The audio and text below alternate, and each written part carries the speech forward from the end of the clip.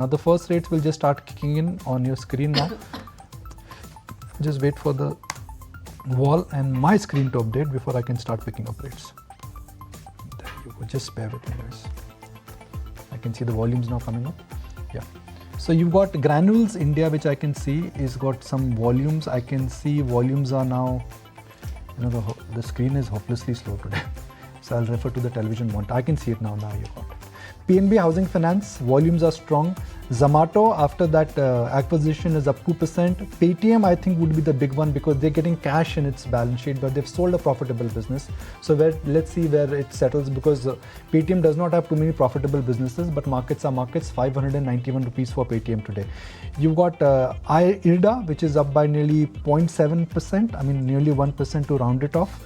And then you've got constructive price action, which is there in Reliance. In terms of volume, I think it is PNB Housing, block deal I can clearly say. Adani Wilmar is trending up on strong volumes, and Ola Electric is now at 135. Interglobe Aviation, Jefferies has upped its price target now to 52.25 after the recent data coming by for the month gone by, and Interglobe clearly maintaining that dominant share of the Indian skies. 2.6% higher for Interglobe. 44.13 is where that stock is. Shyam Metallics, after UBS initiating a buy, target price 1200, that stock has gapped up 10.5% in trade. Big mover as we speak right now. IREDA, of course, Nikun just highlighted, it's a very sizable fundraise, 4,500 crore rupees, no less.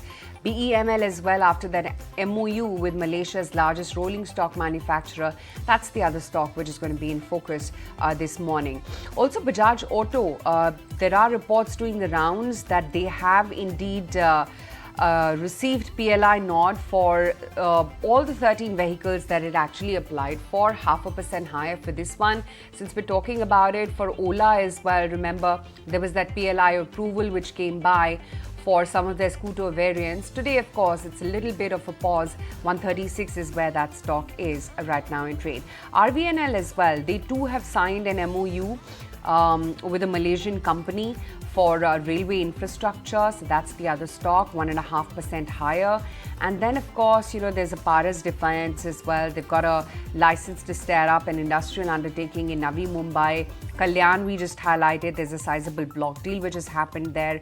Hudco, there's an MOU that they've signed with Yamuna Expressway Industrial Development to extend the long-term financial assistance. So look out for that as well. Tejas Networks, Optimus Electronics is now forayed into telecom equipment manufacturing. That stock as well moves up nicely, about almost 1% in trade right now.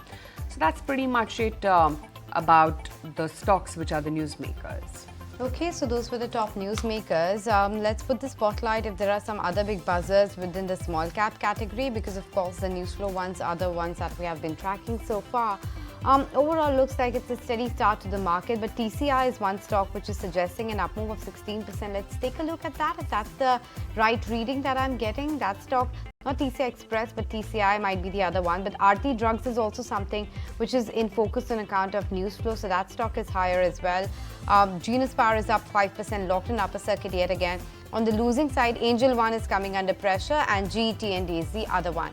But time now to take the first trades with our charters as well. Nuresh, you go first. So, continue like the FMCG pack. So, Hindustan Unilever could be the one that could break out in the short term. And the whole pack looks interesting, even ITC above 510 levels. Right. Kunal, what are the first trades that you're punching in? It's a good start to the market. Expecting the stocks which have been trending up quite strongly to try and outperform. Titan is something which I would pick up. The stock yesterday managed to give a breakout back again about 200 moving average. So I would suggest a buy with a short-term target of 37.50 to 38.50.